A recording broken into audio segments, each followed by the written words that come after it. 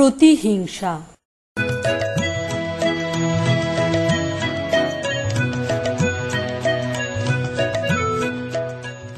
প্রথম পরিচ্ছেদ। মুকুন্দবাবুদের ভূতপূর্ব দেওয়ানের পৌত্রী বর্তমান ম্যানেজারের স্ত্রী ইন্দ্রাণী অশুভক্ষণে বাবুদের বাড়িতে তাহাদের দৌহিত্রের বিবাহে বৌভাতের নিমন্ত্রণে উপস্থিত ছিলেন। তৎপূর্বকার ইতিহাস সংক্ষেপে বলিয়া রাখিলে কথাটা পরিষ্কার হইবে। এক্ষণে মুকুন্দবাবুও ভূতপূর্ব, তাহার দেওয়ান গৌরীকান্তও ভূতপূর্ব। কালের আহ্বান অনুসারে উভয়ের কেহই স্বস্থানে সশরীরে বর্তমান নাই, কিন্তু যখন ছিলেন তখন উভয়ের মধ্যে বন্ধন অত্যন্ত দৃঢ় ছিল। পিতৃমাতৃহীন গৌরীকান্তের যখন কোনো জীবনোপায় ছিল না, তখন মুকুন্দলাল কেবলমাত্র মুখ দেখিয়া তাহাকে বিশ্বাস করিয়া তাহার উপর নিজের ক্ষুদ্র বিষয় সম্পত্তি পর্যবেক্ষণের ভার দেন। কালে প্রমাণ হইল যে মুকুন্দলাল ভুল করেন নাই। কীট যেমন করিয়া বল্লিক রচনা করে, স্বর্গকামী যেমন করিয়া পুণ্য সঞ্চয় করে, গৌরীকান্ত তেমনি করিয়া অশ্রান্ত যত্নে তিলে তিলে দিনে দিনে মুকুন্দলালের বিষয় বৃদ্ধি করিতে লাগিলেন। অবশেষে যখন অতি কৌশলে আশ্চর্য সুলভ মূল্যে তরফ বাঁকা গাড়ি ক্রয় করিয়া মুকুন্দলালের সম্পত্তিভুক্ত করিলেন, তখন হইতে মুকুন্দবাবুরা গণ্যমান্য জমিদার শ্রেণীতে প্রতিষ্ঠিত হইলেন। প্রভুর উন্নতির সঙ্গে সঙ্গে ভৃত্যেরও উন্নতি হইল। অল্পে অল্পে তাহার কোঠা বাড়ি, জোত জমা এবং পূজার্চনা বিস্তার লাভ করিল, এবং যিনি এককালে সামান্য তহসিলদার শ্রেণীর ছিলেন, তিনিও সাধারণের নিকট দেওয়ানজি নামে পরিচিত হইলেন। ইহাই ভূতপূর্বকালের ইতিহাস। বর্তমানকালে মুকুন্দবাবুর একটি পোষ্যপুত্র আছেন, তাহার নাম বিনোদ বিহারী, এবং গৌরীকান্তের সুশিক্ষিত নাতজামাই অম্বিকাচরণ তাহাদের ম্যানেজারের কাজ করিয়া থাকেন। দেওয়ানজি তাহার পুত্র রামকান্তকে বিশ্বাস করিতেন না। সেই জন্য বার্ধক্যবশত নিজে যখন কাজ ছাড়িয়া দিলেন, তখন পুত্রকে লঙ্ঘন করিয়া নাতজামাই অম্বিকাকে আপন কার্যে নিযুক্ত করিয়া দিলেন। কাজকর্ম বেশ চলিতেছে। পূর্বের আমলে যেমন ছিল, এখনো সকলই প্রায় তেমনই আছে। কেবল একটা বিষয়ে একটু প্রভেদ ঘটিয়াছে। এখন প্রভু ভৃত্যের সম্পর্ক কেবল কাজকর্মের সম্পর্ক, হৃদয়ের সম্পর্ক নহে। পূর্বকালে টাকা সস্তা ছিল এবং হৃদয়টাও কিছু সুলভ ছিল। এখন সর্বসম্মতিক্রমে হৃদয়ের বাজে খরচটা এক প্রকার রহিত হইয়াছে। নিতান্ত আত্মীয়ের ভাগেই টানাটানি পড়িয়াছে, তা বাহিরের লোকে পাইবে কোথা হইতে। ইতিমধ্যে বাবুদের বাড়িতে দৌহিত্রের বিবাহে বৌভাতের নিমন্ত্রণে দেওয়ানজির পৌত্রী ইন্দ্রাণী গিয়া উপস্থিত হইল। সংসারটা কৌতূহলী অদৃষ্ট পুরুষের রাসায়নিক পরীক্ষাশালা। এখানে কতকগুলো বিচিত্র চরিত্র মানুষ একত্র করিয়া তাহাদের সংযোগ বিয়োগে নিয়ত কত চিত্র বিচিত্র অভূতপূর্ব ইতিহাস সৃজিত হইতেছে, তাহার আর সংখ্যা নাই। এই বৌভাতের নিমন্ত্রণ স্থলে এই আনন্দ কার্যের মধ্যে দুই রকমের মানুষের দেখা হইল, এবং দেখিতে দেখিতে সংসারের অশ্রান্ত জাল বুনানির মধ্যে একটা নূতন বর্ণের সূত্র উঠিয়া পড়িল, এবং একটা নূতন রকমের গ্রন্থি পড়িয়া গেল। সকলের আহারাদি শেষ হইয়া গেলে ইন্দ্রাণী বৈকালের দিকে কিছু বিলম্বে মনিব বাড়িতে গিয়া উপস্থিত হইয়াছিল। বিনোদের স্ত্রী নয়নতারা যখন বিলম্বের কারণ জিজ্ঞাসা করিল, ইন্দ্রাণী গৃহকর্মের ব্যস্ততা, শারীরিক অস্বাস্থ্য প্রভৃতি 2-4টা কারণ প্রদর্শন করিল, কিন্তু তাহা কাহারও সন্তোষজনক বোধ হইল না। প্রকৃত কারণ যদিও ইন্দ্রাণী গোপন করিল, তথাপি তাহা বুঝিতে কাহারও বাকি রইল না। সে কারণটি এই, মুকুন্দবাবুরা প্রভু ধনী বটেন, কিন্তু কুলমর্যাদায় গৌরীকান্ত তাহাদের অপেক্ষা অনেক শ্রেষ্ঠ। ইন্দ্রাণী সে শ্রেষ্ঠতা ভুলিতে পারে নাই। সেই জন্য মনিবের বাড়ি পাছে খাইতে হয় এই ভয়ে সে যথেষ্ট বিলম্ব করিয়া গিয়াছিল। তাহার অভিসন্ধি বুঝিয়া তাহাকে খাওয়াইবার জন্য বিশেষ পীড়াপিড়ি করা হইয়াছিল, কিন্তু ইন্দ্রাণী পরাস্ত হইবার মেয়ে নহে, তাহাকে কিছুতেই খাওয়ানো গেল না। একবার মুকুন্দ এবং গৌরীকান্ত বর্তমানেও কুলাভিমান লইয়া ইহা অপেক্ষা বৃহত্তর বিপ্লব বাঁধিয়াছিল। সে ঘটনা এই স্থানে উল্লেখ করা যাইতে পারে। ইন্দ্রাণী দেখিতে বড় সুন্দর। আমাদের ভাষায় সুন্দরীর সহিত স্থির সৌদামিনীর তুলনা প্রসিদ্ধ আছে। সে তুলনা অধিকাংশ স্থলেই খাটে না, কিন্তু ইন্দ্রাণীকে খাটে। ইন্দ্রাণী যেন আপনার মধ্যে একটা প্রবল বেগ এবং প্রখর জ্বালা একটি সহজ শক্তির দ্বারা অটল গাম্ভীর্য পাশে অতি অনায়াসে বাঁধিয়া রাখিয়াছে। বিদ্যুৎ তাহার মুখে চক্ষে সর্বাঙ্গে নিত্যকাল ধরিয়া নিস্তব্ধ রহিয়াছে। এখানে তাহার চপলতা নিষিদ্ধ। এই সুন্দরী মেয়েটিকে দেখিয়া মুকুন্দবাবু তাহার পোষ্যপুত্রের সহিত ইহার বিবাহ দিবার প্রস্তাব গৌরীকান্তের নিকট উত্থাপিত করিয়াছিলেন। প্রভু ভক্তিতে গৌরীকান্ত কাহারও নিকটে ন্যূন ছিলেন না। তিনি প্রভুর জন্য প্রাণ দিতে পারিতেন, এবং তাহার অবস্থার যতই উন্নতি হোক এবং কর্তা তাহার প্রতি বন্ধুর ন্যায় ব্যবহার করিয়া তাহার যতই প্রশ্রয় দিন, তিনি কখনো ভ্রমেও স্বপ্নেও প্রভুর সম্মান বিস্মৃত হন নাই। প্রভুর সম্মুখে এমনকি প্রভুর প্রসঙ্গে তিনি যেন সন্নত হইয়া পড়িতেন। কিন্তু এই বিবাহের প্রস্তাবে তিনি কিছুতেই সম্মত হন নাই। প্রভু ভক্তির দেনা তিনি কড়ায় গণ্ডায় শোধ করিতেন, কুলমর্যাদার পাওনা তিনি ছাড়িবেন কেন? মুকুন্দলালের পুত্রের সহিত তিনি তাহার পৌত্রের বিবাহ দিতে পারেন না। ভৃত্যের এই কুলগর্ব মুকুন্দলালের ভালো লাগে নাই। তিনি আশা করিয়াছিলেন এই প্রস্তাবের দ্বারা তাহার ভক্ত সেবকের প্রতি অনুগ্রহ প্রকাশ করা হইবে। গৌরীকান্ত যখন কথাটা সেভাবে লইলেন না, তখন মুকুন্দলাল কিছুদিন তাহার সহিত বাক্যালাপ বন্ধ করিয়া তাহাকে অত্যন্ত মনোকষ্ট দিয়াছিলেন। প্রভুর এই বিমুখ ভাব গৌরীকান্তের বক্ষে মৃত্যু শেলের ন্যায় বাজিয়াছিল, কিন্তু তথাপি তিনি তাহার পৌত্রীর সহিত এক পিতৃমাতৃহীন দরিদ্র কুলীন সন্তানের বিবাহ দিয়া তাহাকে ঘরে পালন করিয়া নিজের অর্থে শিক্ষাদান করিতে লাগিলেন। সেই কুলমদগর্বিত পিতামহের পৌত্রী ইন্দ্রাণী তাহার প্রভু গৃহে গিয়া আহার করিল না। ইহাতে প্রভুপত্নী নয়নতারার অন্তঃকরণে সুমধুর প্রীতিরস উদ্বেলিত হইয়া উঠে নাই, সে কথা বলা বাহুল্য। তখন ইন্দ্রাণীর অনেকগুলি স্পর্ধা নয়নতারার বিদ্বেষ কষায়িত কল্পনা চক্ষে প্রকাশ পাইতে লাগিল। প্রথম ইন্দ্রাণী অনেক গহনা পরিয়া অত্যন্ত সুসজ্জিত হইয়া আসিয়াছিল। মনিববাড়িতে এত ঐশ্বর্যের আড়ম্বর করিয়া প্রভুদের সহিত সমকক্ষতা দেখাইবার কি আবশ্যক ছিল? দ্বিতীয়, ইন্দ্রাণীর রূপের গর্ব। ইন্দ্রাণীর রূপটা ছিল সে বিষয়ে সন্দেহ নাই, এবং নিম্নপদস্থ ব্যক্তির এত অধিক রূপ থাকা অনাবশ্যক এবং অন্যায় হইতে পারে, কিন্তু তাহার গর্বটা সম্পূর্ণ নয়নতারার কল্পনা। রূপের জন্য কাহাকেও দোষী করা যায় না, এই জন্য নিন্দা করিতে হইলে অগত্যা গর্বের অবতারণা করিতে হয়। তৃতীয়, ইন্দ্রাণীর দাম্ভিকতা, চলিত ভাষায় যাকে বলে দেমাক। ইন্দ্রাণীর একটি স্বাভাবিক গাম্ভীর্য ছিল। অত্যন্ত প্রিয় পরিচিত ব্যক্তি ব্যতীত সে কাহারও সহিত মাখামাখি করিতে পারিত না। তাহা ছাড়া গায়ে পড়িয়া একটা শোরগোল করা, অগ্রসর হইয়া সকল কাজে হস্তক্ষেপ করিতে যাওয়া, সেও তাহার স্বভাব সিদ্ধ ছিল না।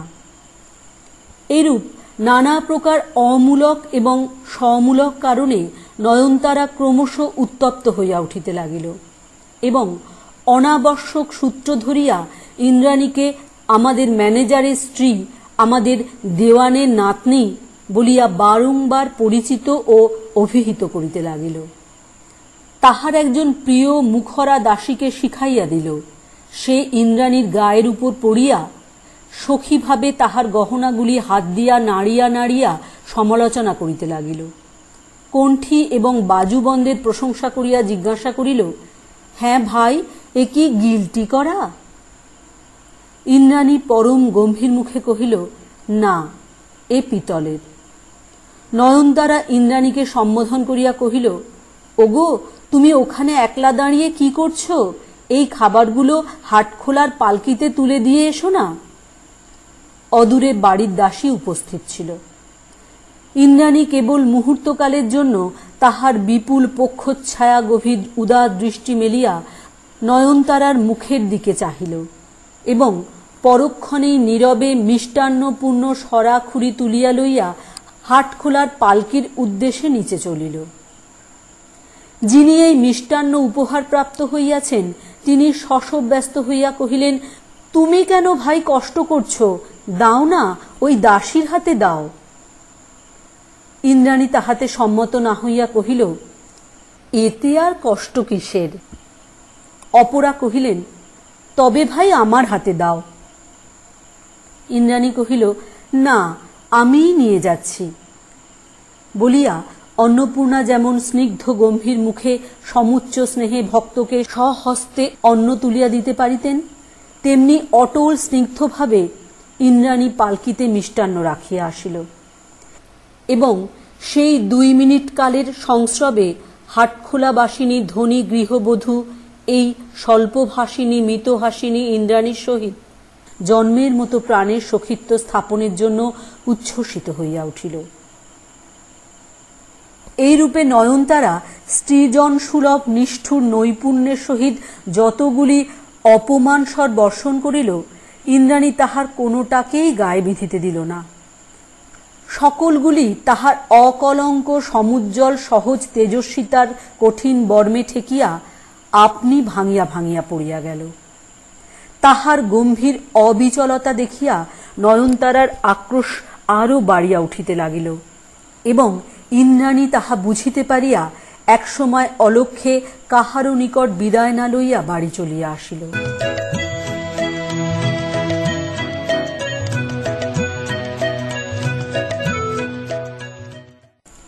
দ্বিতীয় পরিচ্ছেদ। যাহারা শান্তভাবে সহ্য করে তাহারা গভীরতর রূপে আহত হয়। অপমানের আঘাত ইন্দ্রাণী যদিও অসীম অবজ্ঞাভরে প্রত্যাখ্যান করিয়াছিল, তথাপি তাহা তাহার অন্তরে বাজিয়াছিল। ইন্দ্রাণীর সহিত যেমন বিনোদবিহারীর বিবাহের প্রস্তাব হইয়াছিল, তেমনি একসময় ইন্দ্রাণীর এক দূরসম্পর্কের নিঃস্ব পিস্তুত ভাই বামাচরণের সহিত নয়নতারার বিবাহের কথা হয়। সেই বামাচরণ এখন বিনোদের সেরেস্তায় একজন সামান্য কর্মচারী। ইন্দ্রাণীর এখনো মনে পড়ে, বাল্যকালে একদিন নয়নতারার বাপ নয়নকে সঙ্গে করিয়া তাহাদের বাড়িতে আসিয়া বামাচরণের সহিত তাহার কন্যার বিবাহের জন্য গৌরীকান্তকে বিস্তর অনুনয় বিনয় করিয়াছিলেন। সেই উপলক্ষে ক্ষুদ্র বালিকা নয়নতারার অসামান্য প্রগল্ভতায় গৌরীকান্তের অন্তঃপুরে সকলেই আশ্চর্য এবং কৌতুকান্বিত হইয়াছিলেন এবং তাহার সেই অকালপক্বতার নিকট মুখচোরা লাজুক ইন্দ্রাণী নিজেকে নিতান্ত অক্ষমা অনভিজ্ঞা জ্ঞান করিয়াছিল। গৌরীকান্ত এই মেয়েটির অনর্গল কথাবার্তায় এবং চেহারায় বড়ই খুশি হইয়াছিলেন, কিন্তু কুলের যৎকিঞ্চিত ত্রুটি থাকায় বামাচরণের সহিত ইহার বিবাহ প্রস্তাবে মত দিলেন না। অবশেষে তাহারই পছন্দে এবং তাহারই চেষ্টায় অকুলীন বিনোদের সহিত নয়নতারার বিবাহ হয়। এই সকল কথা মনে করিয়া ইন্দ্রাণী কোনো সান্ত্বনা পাইল না, বরং অপমান আরো বেশি করিয়া বাজিতে লাগিল। মহাভারতে বর্ণিত শুক্রাচার্য দুহিতা দেবযানী এবং শর্মিষ্ঠার কথা মনে পড়িল। দেবযানী যেমন তাহার প্রভুকন্যা শর্মিষ্ঠার দর্প চূর্ণ করিয়া তাহাকে দাসী করিয়াছিল, ইন্দ্রাণী যদি তেমনি করিতে পারিত, তবেই যথোপযুক্ত বিধান হইত। এক সময় ছিল যখন দৈত্যদের নিকট দৈত্যগুরু শুক্রাচার্যের ন্যায় মুকুন্দবাবুর পরিবারবর্গের নিকট তাহার পিতামহ গৌরীকান্ত একান্ত আবশ্যক ছিলেন। তখন তিনি যদি ইচ্ছা করিতেন তবে মুকুন্দবাবুকে হীনতা স্বীকার করাইতে পারিতেন, কিন্তু তিনি মুকুন্দলালের বিষয় সম্পত্তিকে উন্নতির চরম সীমায় উত্তীর্ণ করিয়া দিয়া সর্বপ্রকার শৃঙ্খলা স্থাপন করিয়া গিয়াছেন। অতএব আজ আর তাহাকে স্মরণ করিয়া প্রভুদের কৃতজ্ঞ হইবার আবশ্যকতা নাই। ইন্দ্রাণী মনে করিল বাঁকা গাড়ি পরগনা তাহার পিতামহ অনায়াসে নিজের জন্যই কিনিতে পারিতেন। তখন তাহার সে ক্ষমতা জন্মিয়াছিল। তাহা না করিয়া তিনি সেটা মনিবকে কিনিয়া দিলেন। ইহা যে এক প্রকার দান করা, সে কথা কি আজ সেই মনিবের বংশে কেহ মনে করিয়া রাখিয়াছে? আমাদেরই দত্ত ধনমানের গর্বে তোমরা আমাদিগকে আজ অপমান করিবার অধিকার পাইয়াছ। ইহাই মনে করিয়া ইন্দ্রাণীর চিত্ত ক্ষুব্ধ হইয়া উঠিল। বাড়ি ফিরিয়া আসিয়া সে দেখিল তাহার স্বামী প্রভু গৃহে নিমন্ত্রণ এবং তাহার পরে জমিদারি কাছারি সমস্ত কাজকর্ম সারিয়া তাহার শয়নকক্ষের একটি কেদারা আশ্রয় করিয়া নিভৃতে খবরের কাগজ পাঠ করিতেছেন। অনেকের ধারণা আছে যে স্বামী স্ত্রীর স্বভাব প্রায়ই একরূপ হইয়া থাকে। তাহার কারণ দৈবাৎ কোনো কোনো স্থলে স্বামী স্ত্রীর স্বভাবের মিল দেখিতে পাইলে সেটা আমাদের নিকট এমন সমুচিত এবং সঙ্গত বলিয়া বোধ হয় যে আমরা আশা করি এই নিয়ম বুঝি অধিকাংশ স্থলেই খাটে। যাহা হোক, বর্তমান ক্ষেত্রে অম্বিকাচরণের সহিত ইন্দ্রাণীর দুই একটা বিষয়ে বাস্তবিক স্বভাবের মিল দেখা যায়। অম্বিকাচরণ তেমন মিশুক লোক নহেন। তিনি বাহিরে যান কেবলমাত্র কাজ করিতে। নিজের কাজ সম্পূর্ণ শেষ করিয়া এবং অন্যকে পুরা মাত্রায় কাজ করাইয়া লইয়া বাড়ি আসিয়া যেন তিনি অনাত্মীয়তার আক্রমণ হইতে আত্মরক্ষা করিবার জন্য এক দুর্গম দুর্গের মধ্যে প্রবেশ করেন। বাহিরে তিনি এবং তাহার কর্তব্য কর্ম, ঘরের মধ্যে তিনি এবং তাহার ইন্দ্রাণী, ইহাতেই তাহার সমস্ত জীবন পর্যাপ্ত। ভূষণের ছটা বিস্তার করিয়া যখন সুসজ্জিতা ইন্দ্রাণী ঘরে প্রবেশ করিল, তখন অম্বিকাচরণ তাহাকে পরিহাস করিয়া কি একটা কথা বলিবার উপক্রম করিলেন, কিন্তু সহসা ক্ষান্ত হইয়া চিন্তিতভাবে জিজ্ঞাসা করিলেন, তোমার কি হইয়াছে? ইন্দ্রাণী তাহার সমস্ত চিন্তা হাসিয়া উড়াইয়া দিবার চেষ্টা করিয়া কহিল, কি আর হবে, সম্প্রতি আমার স্বামীরত্নের সঙ্গে সাক্ষাৎ হয়েছে। অম্বিকা খবরের কাগজ ভূমিতলে ফেলিয়া দিয়া কহিলেন, সে তো আমার অগোচর নেই, তৎপূর্বে? ইন্দ্রাণী একে একে গহনা খুলিতে খুলিতে বলিল, তৎপূর্বে স্বামিনীর কাছ থেকে সমাদর লাভ হয়েছে। অম্বিকা জিজ্ঞাসা করিলেন, সমাদরটা কি রকমের? ইন্দ্রাণী স্বামীর কাছে আসিয়া তাহার কেদারার হাতার উপর বসিয়া তাহার গ্রীবা বেষ্টন করিয়া উত্তর করিল, তোমার কাছ থেকে যে রকমের পাই ঠিক সে রকমের নয়।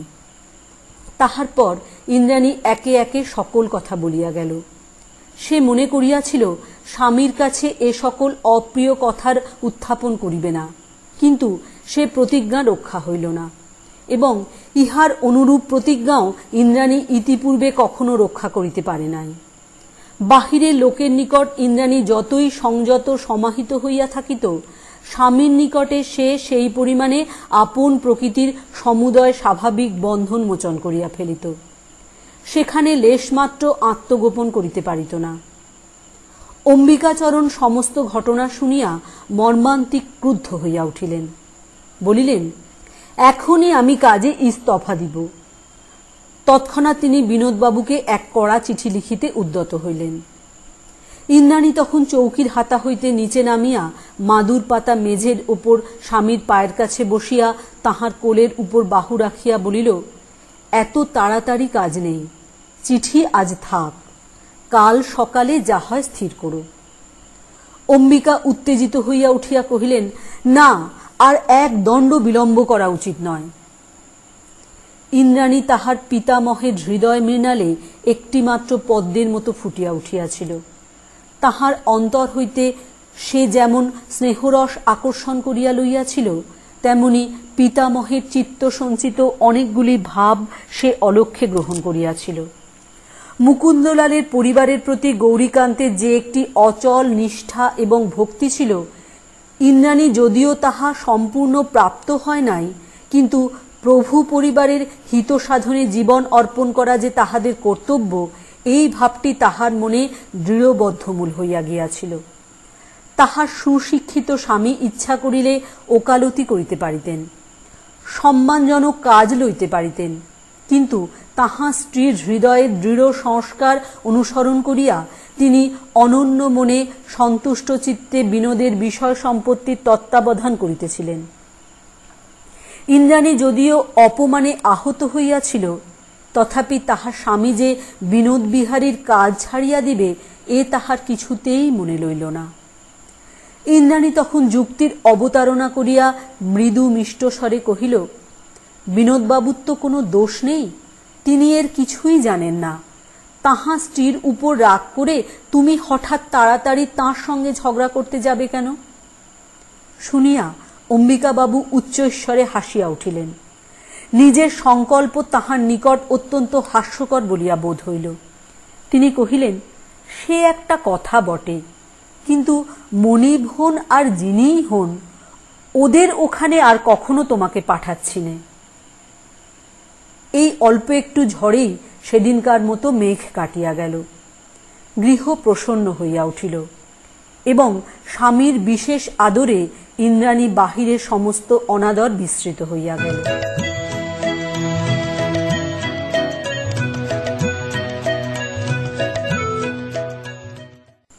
তৃতীয় পরিচ্ছেদ। বিনোদ বিহারী অম্বিকাচরণের উপর সম্পূর্ণ ভার দিয়া জমিদারের কাজ কিছুই দেখিতেন না। নিতান্ত নির্ভর ও অনিশ্চয়তাবশত কোনো কোনো স্বামী ঘরের স্ত্রীকে যেরূপ অবহেলার চক্ষে দেখিয়া থাকে, নিজের জমিদারির প্রতিও বিনোদের কতকটা সেই ভাবের উপেক্ষা ছিল। জমিদারির আয় এতই নিশ্চিত, এতই বাঁধা যে তাহাকে আয় বলিয়া বোধ হয় না। তাহা অভ্যস্ত এবং তাহার কোনো আকর্ষণও ছিল না। বিনোদের ইচ্ছা ছিল একটা সংক্ষেপ সুড়ঙ্গ পথ অবলম্বন করিয়া হঠাৎ এক রাত্রির মধ্যে কুবেরের ভাণ্ডারের মধ্যে প্রবেশ করিবেন। সেই জন্য নানা লোকের পরামর্শে তিনি গোপনে নানা প্রকার আজগুবি ব্যবসায়ে হস্তক্ষেপ করিতেন। কখনো স্থির হইত দেশের সমস্ত বাবলাগাছ জমা লইয়া গরুর গাড়ির চাকা তৈরি করাইবেন।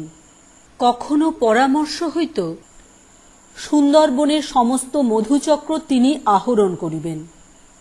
কখনো লোক পাঠাইয়া পশ্চিম প্রদেশের বনগুলি বন্দোবস্ত করিয়া হরিতকির ব্যবসায় এক চেটে করিবার আয়োজন হইত।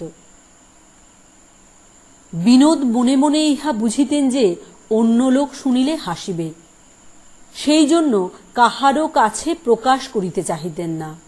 বিশেষত অম্বিকাচরণকে তিনি একটু বিশেষ লজ্জা করিতেন। অম্বিকা পাছে মনে করেন তিনি টাকাগুলো নষ্ট করিতে বসিয়াছেন, সেজন্য মনে মনে সংকুচিত ছিলেন।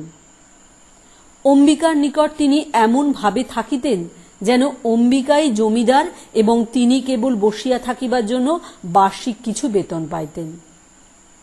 নিমন্ত্রণের পরদিন হইতে নয়নতারা তাহার স্বামীর কানে মন্ত্র দিতে লাগিলেন, তুমি তো নিজে কিছুই দেখো না, তোমাকে অম্বিকা হাত তুলিয়া যাহা দেয় তাহাই তুমি শিরোধার্য করিয়া লও। এদিকে ভিতরে ভিতরে কি সর্বনাশ হইতেছে তাহা কেহই জানে না। তোমার ম্যানেজারের স্ত্রী যা গয়না পরিয়া আসিয়াছিল, এমন গয়না তোমার ঘরে আসিয়া আমি কখনো চক্ষেও দেখি নাই। এসব গয়না সে পায় কোথা হইতে, এবং এত দেমাকি বা তাহার বাড়িল কিসের জোরে, ইত্যাদি ইত্যাদি। গহনার বর্ণনা নয়নতারা অনেকটা অতিরঞ্জিত করিয়া বলিল এবং ইন্দ্রাণী নিজ মুখে তাহার দাসীকে কি সকল কথা বলিয়া গেছে তাহাও সে বহুল পরিমাণে রচনা করিয়া গেল। বিনোদ দুর্বল প্রকৃতির লোক। একদিকে সে পরের প্রতি নির্ভর না করিয়াও থাকিতে পারে না, অপরদিকে যে তাহার কানে যেরূপ সন্দেহ তুলিয়া দেয় সে তাহাই বিশ্বাস করিয়া বসে। ম্যানেজার যে চুরি করিতেছে মুহূর্তকালের মধ্যেই এই বিশ্বাস তাহার দৃঢ় হইল। বিশেষত কাজ সে নিজে দেখে না বলিয়া কল্পনায় সে নানা প্রকার বিভীষিকা দেখিতে লাগিল। অথচ কেমন করিয়া ম্যানেজারের চুরি ধরিতে হইবে তাহারও রাস্তা সে জানে না। স্পষ্ট করিয়া তাহাকে কিছু বলিতে পারে এমন সাহস নাই। মহা মুশকিল হইল। অম্বিকাচরণের একাধিপত্যে কর্মচারীগণ সকলেই ঈর্ষান্বিত ছিল। বিশেষত গৌরীকান্ত তাহার যে দূরসম্পর্কীয় ভাগিনেয় বামাচরণকে কাজ দিয়াছিলেন, অম্বিকার প্রতি বিদ্বেষ তাহারই সর্বাপেক্ষা অধিক ছিল। কারণ সম্পর্ক প্রভৃতি অনুসারে সে নিজেকে অম্বিকার সমান জ্ঞান করিত এবং অম্বিকা তাহার আত্মীয় হইয়াও কেবলমাত্র ঈর্ষাবশতই তাহাকে উচ্চ পদ দিতেছে না এ ধারণা তাহার দৃঢ় ছিল। পদ পাইলেই পদের উপযুক্ত যোগ্যতা আপনি যোগায় এই তাহার মত। বিশেষত ম্যানেজারের কাজকে সে অত্যন্ত তুচ্ছ জ্ঞান করিত। বলিত, সেকালে রথের উপর যেমন ধ্বজা থাকিত, আজকাল আপিসের কাজে ম্যানেজার সেই রূপ। ঘোড়া বেটা খাটিয়া মরে আর ধ্বজা মহাশয় রথের সঙ্গে সঙ্গে কেবল দর্প ভরে দুলিতে থাকেন। বিনোদ ইতিপূর্বে কাজকর্মের কোনো খোঁজ খবর লইত না। কেবল যখন ব্যবসা উপলক্ষে হঠাৎ অনেক টাকার প্রয়োজন হইত, তখন গোপনে খাজাঞ্চিকে ডাকিয়া জিজ্ঞাসা করিত, এখন তহবিলে কত টাকা আছে। খাজাঞ্চি টাকার পরিমাণ বলিলে কিঞ্চিত ইতস্তত করিয়া সে টাকাটা চাহিয়া ফেলিত, যেন তাহা পরের টাকা। খাজাঞ্চি তাহার নিকট সই লইয়া টাকা দিত। তাহার পরে কিছুকাল ধরিয়া অম্বিকাবাবুর নিকট বিনোদ কুণ্ঠিত হইয়া থাকিত। কোনো মতে তাহার সহিত সাক্ষাৎ না হইলেই আরাম বোধ করিত। অম্বিকাচরণ মাঝে মাঝে ইহা লইয়া বিপদে পড়িতেন। কারণ জমিদারের অংশ জমিদারকে দিয়া তহবিলে প্রায় আমানতি, সদর খাজনা অথবা আমলাবর্গের বেতন প্রভৃতি খরচের টাকা জমা থাকিত। সে টাকা অন্যায় ব্যয় হইয়া গেলে বড়ই অসুবিধা ভোগ করিতে হইত। কিন্তু বিনোদ টাকা লইয়া এমনই চোরের মতো লুকাইয়া বেড়াইত যে তাহাকে এ সম্বন্ধে কোনো কথা বলিবার অবসর পাওয়া যাইত না। পত্র লিখিলেও কোনো ফল হইত না। কারণ লোকটার কেবল চক্ষু লজ্জা ছিল, আর কোনো লজ্জা ছিল না। এই জন্য সে কেবল সাক্ষাৎকারকে ডরাইত। ক্রমে যখন বিনোদ বাড়াবাড়ি করিতে লাগিল, তখন অম্বিকাচরণ বিরক্ত হইয়া লোহার সিন্দুকের চাবি নিজের কাছে রাখিলেন। বিনোদের গোপনে টাকা লওয়া একেবারে বন্ধ হইল। অথচ লোকটা এতই দুর্বল প্রকৃতি যে প্রভু হইয়াও স্পষ্ট করিয়া এ সম্বন্ধে কোনো প্রকার বল খাটাইতে পারিল না। অম্বিকাচরণের বৃথা চেষ্টা। অলক্ষী যাহার সহায় লোহার সিন্দুকের চাবি তাহার টাকা আটক করিয়া রাখিতে পারে না, বরং হিতে বিপরীত হইল। কিন্তু সে সকল কথা পরে হইবে। অম্বিকাচরণের কড়া নিয়মে বিনোদ ভিতরে ভিতরে অত্যন্ত উত্তক্ত হইয়াছিল। এমন সময় নয়নতারা যখন তাহার মনে সন্দেহ জন্মাইয়া দিল, তখন সে খুশি হইল। গোপনে একে একে নিম্নতন কর্মচারীদিগকে ডাকিয়া সন্ধান লইতে লাগিল। তখন বামাচরণ তাহার প্রধান চর হইয়া উঠিল। গৌরীকান্তের আমলে দেওয়ানজি বলপূর্বক পার্শ্ববর্তী জমিদারের জমিতে হস্তক্ষেপ করিতে কুণ্ঠিত হইতেন না। এমন করিয়া তিনি অনেকের অনেক জমি অপহরণ করিয়াছেন, কিন্তু অম্বিকাচরণ কখনো সে কাজে প্রবৃত্ত হইতেন না এবং মকদ্দমা বাঁধিবার উপক্রম হইলে তিনি যথাসাধ্য আপোষের চেষ্টা করিতেন। বামাচরণ ইহারই প্রতি প্রভু দৃষ্টি আকর্ষণ করিল। স্পষ্ট বুঝাইয়া দিল, অম্বিকাচরণ নিশ্চয় অপর পক্ষ হইতে ঘুষ লইয়া মনিবের ক্ষতি করিয়া আপোষ করিয়াছে। বামাচরণের নিজেরও বিশ্বাস তাহাই।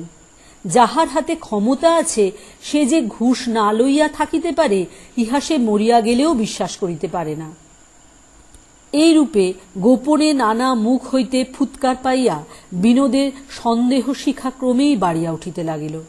কিন্তু সে প্রত্যক্ষভাবে কোনো উপায় অবলম্বন করিতেই সাহস করিল না।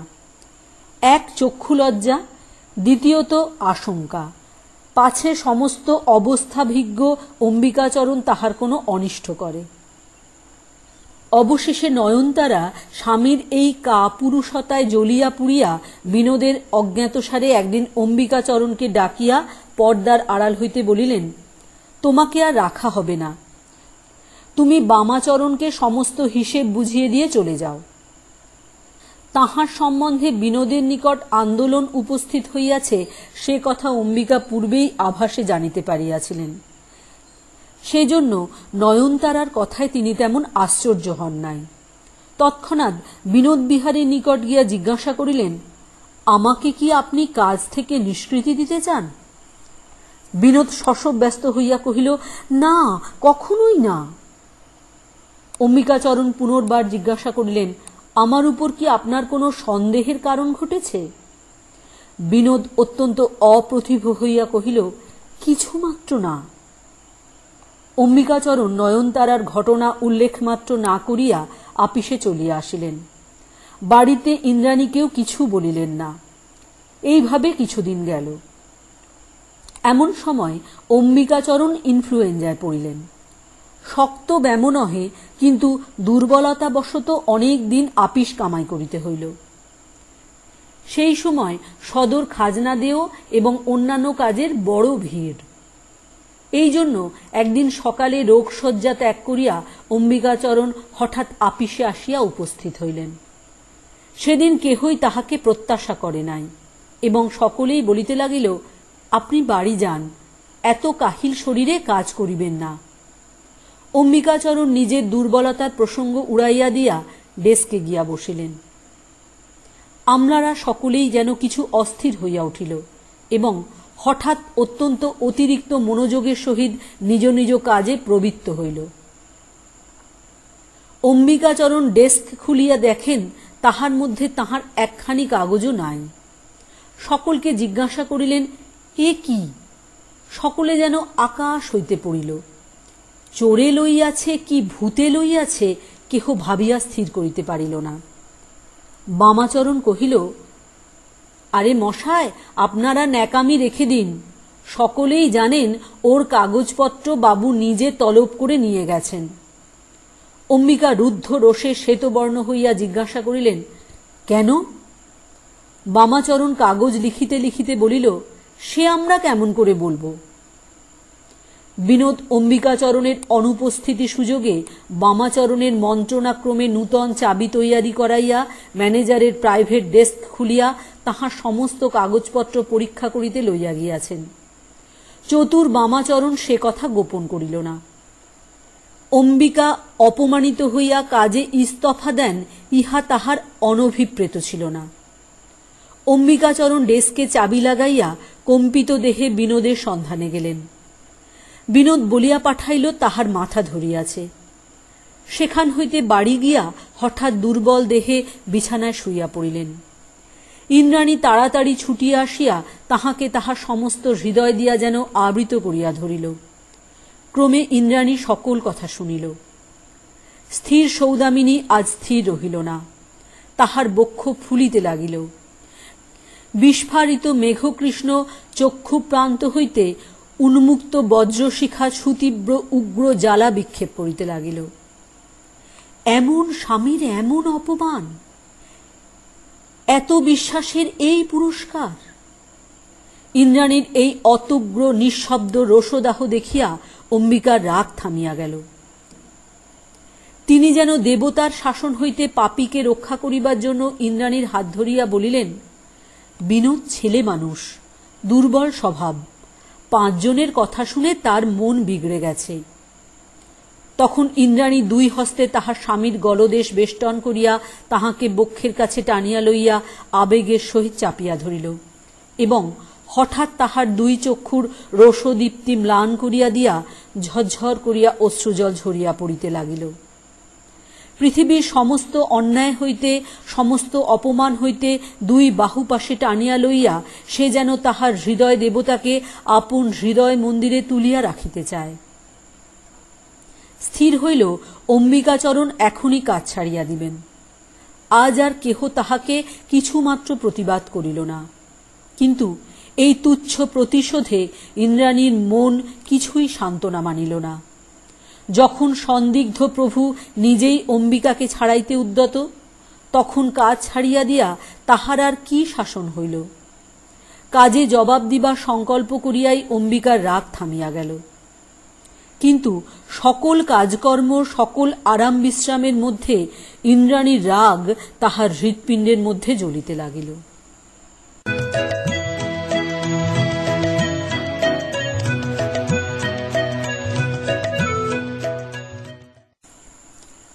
পরিশিষ্ট। এমন সময়ে চাকর আসিয়া খবর দিল, বাবুদের বাড়ির খাজাঞ্চি আসিয়াছে। অম্বিকা মনে করিলেন, বিনোদ স্বাভাবিক চক্ষুলজ্জাবশত খাজাঞ্চির মুখ দিয়া তাহাকে কাজ হইতে জবাব দিয়া পাঠাইয়াছেন। সেই জন্য নিজেই একখানি ইস্তফাপত্র লিখিয়া খাজাঞ্চির হস্তে গিয়া দিলেন। খাজাঞ্চি তৎসম্বন্ধে কোনো প্রশ্ন না করিয়া কহিল, সর্বনাশ হইয়াছে। অম্বিকা জিজ্ঞাসা করিলেন, কি হইয়াছে? তদুত্তরে শুনিলেন, যখন হইতে অম্বিকাচরণের সতর্কতাবশত খাজাঞ্চিখানা হইতে বিনোদের টাকা লওয়া বন্ধ হইয়াছে, তখন হইতে বিনোদ নানা স্থান হইতে গোপনে বিস্তর টাকা ধার লইতে আরম্ভ করিয়াছিল। একটার পর আর একটা ব্যবসা ফাঁদিয়া সে যতই প্রতারিত ও ক্ষতিগ্রস্ত হইতেছিল, ততই তাহার চোখ চড়িয়া যাইতেছিল, ততই নূতন নূতন অসম্ভব উপায়ে আপন ক্ষতি নিবারণের চেষ্টা করিয়া অবশেষে আকণ্ঠ ঋণে নিমগ্ন হইয়াছে। অম্বিকাচরণ যখন পীড়িত ছিলেন, তখন বিনোদ সেই সুযোগে তহবিল হইতে সমস্ত টাকা উঠাইয়া লইয়াছে। বাঁকাগাড়ি পরগনা অনেককাল হইতে পার্শ্ববর্তী জমিদারের নিকট রেহেনে আবদ্ধ। সে এ পর্যন্ত টাকার জন্য কোনো প্রকার তাগাদা না দিয়া অনেক টাকা সুদ জমিতে দিয়াছে। এখন সময় বুঝিয়া হঠাৎ বিক্রি করিয়া লইতে উদ্যত হইয়াছে। এই তো বিপদ। শুনিয়া অম্বিকাচরণ কিছুক্ষণ স্তম্ভিত হইয়া রহিলেন। অবশেষে কহিলেন, আজ কিছুই ভেবে উঠতে পারছি নে, কালের পরামর্শ করা যাবে। খাজাঞ্চি যখন বিদায় লইতে উঠিলেন, তখন অম্বিকা তাহার ইস্তফাপত্র চাহিয়া লইলেন।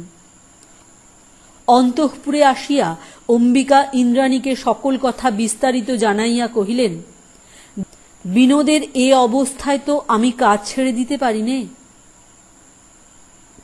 ইন্দ্রাণী অনেকক্ষণ প্রস্তর মূর্তির মতো স্থির হইয়া রহিল। অবশেষে অন্তরে সমস্ত বিরোধ দ্বন্দ্ব সবলে দমন করিয়া নিঃশ্বাস ফেলিয়া কহিল, না, এখন ছাড়তে পারো না। তাহার পর কোথায় টাকা করিয়া সন্ধান পড়িয়া গেল। যথেষ্ট পরিমাণে টাকা আর জুটে না। অন্তঃপুর হইতে গহনাগুলি সংগ্রহ করিবার জন্য অম্বিকা বিনোদকে পরামর্শ দিলেন। ইতিপূর্বে ব্যবসা উপলক্ষে বিনোদ সে চেষ্টা করিয়াছিলেন, কখনো কৃতকার্য হইতে পারেন নাই। এবারে অনেক অনুনয় বিনয় করিয়া, অনেক কাঁদিয়া কাটিয়া, অনেক দীনতা স্বীকার করিয়া গহনাগুলি ভিক্ষা চাহিলেন। নয়নতারা কিছুতেই দিলেন না। তিনি মনে করিলেন, তাহার চারিদিক হইতে সকলই খসিয়া পড়িবার উপক্রম হইয়াছে। এখন এই গহনাগুলি তাহার একমাত্র শেষ অবলম্বন স্থল, এবং ইহা তিনি অন্তিম আগ্রহ সহকারে প্রাণপণে চাপিয়া ধরিলেন। যখন কোথা হইতেও কোনো টাকা পাওয়া গেল না, তখন ইন্দ্রাণীর প্রতিহিংসা ভ্রুকুটির উপরে একটা তীব্র আনন্দের জ্যোতি পতিত হইল। সে তাহার স্বামীর হাত চাপিয়া ধরিয়া কহিল, তোমার যাহা কর্তব্য তাহা তো করিয়াছ, এখন তুমি ক্ষান্ত হও, যাহা হইবার তাহা হোক। স্বামীর অবমাননায় উদ্দীপ্ত সতী রোষানল এখনো নির্বাপিত হয় নাই দেখিয়া অম্বিকা মনে মনে হাসিলেন। বিপদের দিনে অসহায় বালকের ন্যায় বিনোদ তাহার উপরে এমন একান্ত নির্ভর করিয়াছে যে তাহার প্রতি তাহার দয়ার উদ্রেক হইয়াছে। এখন তাহাকে তিনি কিছুতেই ত্যাগ করিতে পারেন না। তিনি মনে করিয়াছিলেন, তাহার নিজের বিষয় আবদ্ধ রাখিয়া টাকা উঠাইবার চেষ্টা করিবেন। কিন্তু ইন্দ্রাণী তাহাকে মাথা দিব্য দিয়া বলিল, ইহাতে আর তুমি হাত দিতে পারিবে না। অম্বিকাচরণ বড় ইতস্ততের মধ্যে পড়িয়া ভাবিতে বসিয়া গেলেন। তিনি ইন্দ্রাণীকে আস্তে আস্তে বুঝাইবার যতই চেষ্টা করিতে লাগিলেন, ইন্দ্রাণী কিছুতেই তাহাকে কথা কহিতে দিল না। অবশেষে অম্বিকা কিছু বিমর্ষ হইয়া গম্ভীর হইয়া নিস্তব্ধে বসিয়া রহিলেন। তখন ইন্দ্রাণী লোহার সিন্দুক খুলিয়া তাহার সমস্ত গহনা একটি বৃহৎ থালায় স্তূপাকার করিল এবং সেই গুরুভার থালাটি বহু কষ্টে দুই হস্তে তুলিয়া ঈষৎ হাসিয়া তাহার স্বামীর পায়ের কাছে রাখিল। পিতামহের একমাত্র স্নেহের ধন ইন্দ্রাণী পিতামহের নিকট হইতে জন্মাবধি বৎসরে বৎসরে অনেক বহুমূল্য অলঙ্কার উপহার পাইয়া আসিয়াছে।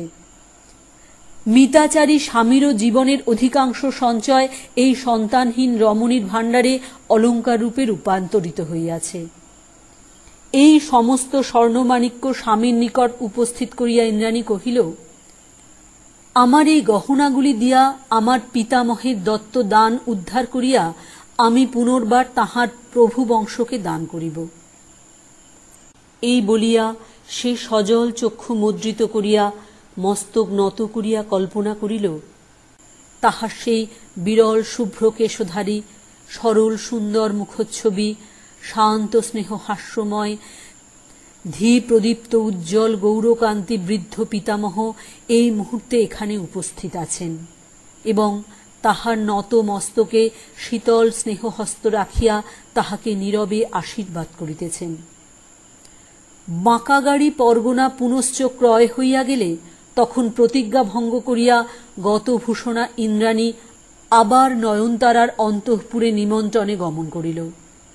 আর তাহার মনে কোনো অপমান বেদনা রহিল না। আষাঢ় 1302।